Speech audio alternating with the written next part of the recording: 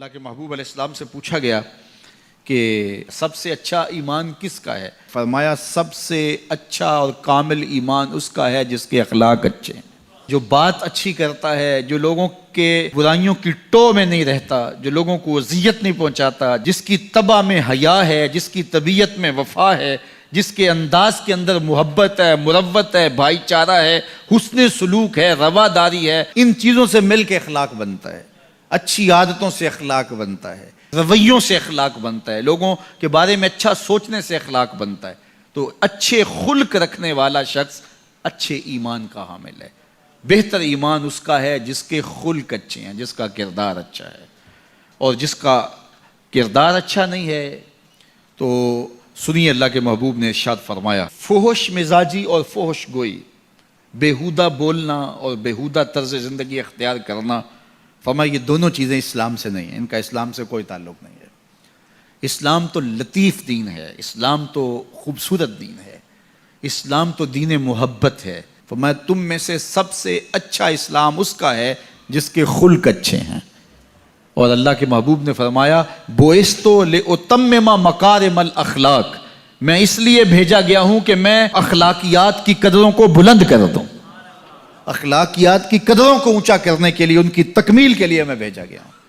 اور اللہ کے محبوب کے اخلاق ایسے ہیں کہ خود میرا رب کہتا ہے انک لعلی خلق عظیم، محبوب تیرے خلق عظیم ہیں۔ تو جس کے خلق کو میرے رب نے بھی عظیم کہا وہ خلق کتنے عظیم ہوں گے۔ اللہ اکبر۔ حضرت سیدنا انس بن مالک رضی اللہ تعالیٰ عنہ فرماتے ہیں 10 سال میں نے حضور کی خدمت کی ہے، اور 10 سال میں ایک بار بھی ایسا نہیں ہوا کہ میرے حضور نے مجھے جھڑکا ہو۔ کیا محبت تھی، کیا پیار تھا، کیا خلق تھا۔ خلق او دینے مولئی دنیا، خلق او دینے مولئی دنیا، کوئی ورلائی جان بچاوے، آزم ایڈا سونا ماہی سنو کدرے نظر نہ۔ کچھ ان کے خلق نے، کچھ ان کے کردار نے کر لی، مسخر ساری دنیا شہ ابرار نے۔ تو اچھے اخلاق کا حامل جب بندہ ہوگا اس کا ایمان کامل ہوگا اور اس کا ایمان اچھا ہوگا۔ تو نامہ اعمال میں جو عمل ڈالے جائیں گے، جو ترازو پہ میزان پر جو عمل ڈالے جائیں گے، سب سے وزنی عمل نماز نہیں ہوگا، روزہ نہیں ہوگا۔ سب سے وزنی عمل کون ہوگا؟ جو پلڑے کو جھکا دے گا، وہ حسن خلق ہے۔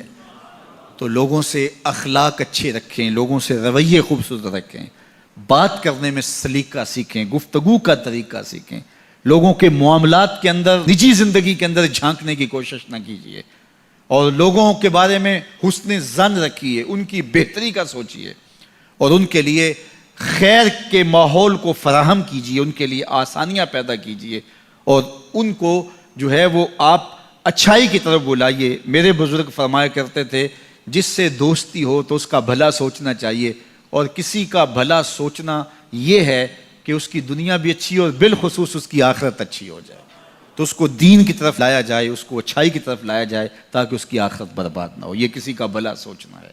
تو اچھے اخلاق کا حامل شخص ہی ایک اچھا مسلمان ہوتا ہے۔ صوم و صلات سے کوئی شخص نہیں پہچانا جاتا، یہ تو اس کا ذاتی معاملہ ہے۔ کسی شخص کی پہچان اس کے اخلاق سے ہے۔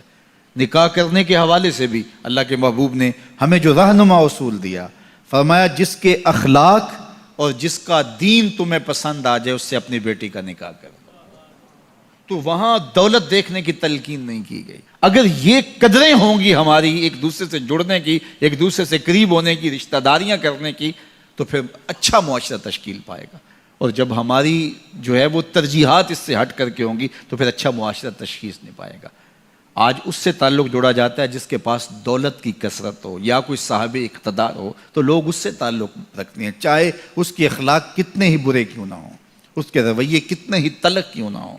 جو اچھے خلق کا حامل ہے اس کی قربت اختیار کرو، تمہیں زندگی اور آخرت کا نور نصیب ہوگا۔